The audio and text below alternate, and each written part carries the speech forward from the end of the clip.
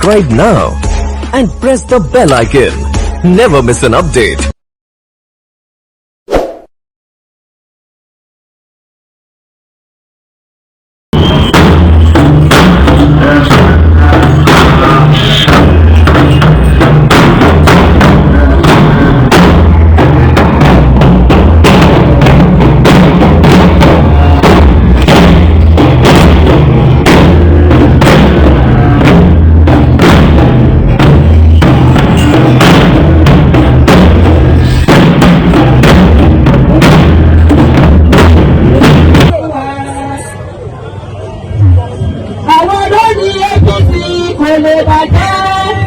Àwa ló ní APC kò lè bàjẹ́ o.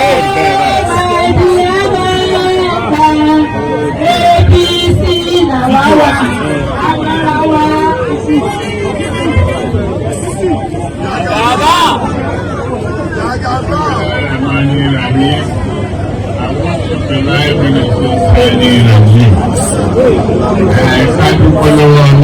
Alhamdulillah. Alhamdulillah. Alhamdulillah Rabbil Alamin.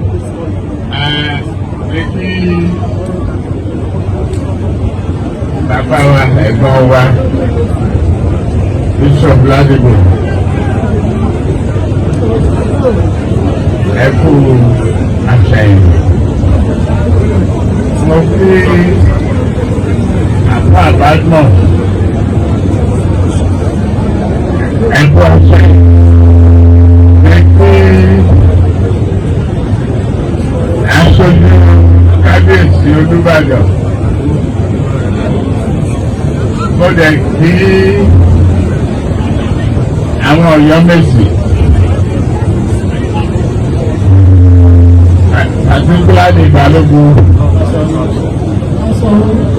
Báṣọ̀run ẹ kú àṣẹyìn. Mo kí ẹṣojú Ọọ̀ni ẹ pẹ̀lú àṣẹyìn. Mo wá dúpẹ́ lọ́wọ́ ẹ̀yin ìmáàmù àwọn ọba wọn wá láti ìlú òkè àti gbogbo bẹ́ẹ̀ ṣe wá látàárọ̀. Ọlọ́run àdúró tì yín á ṣe ẹ̀yin ní rere á ṣe ẹ̀yin bàbá wa ní rere. Ẹ̀yin ìmáàmù ọlá oṣù kẹwàá yìí ní alẹ́ àná tí a ṣe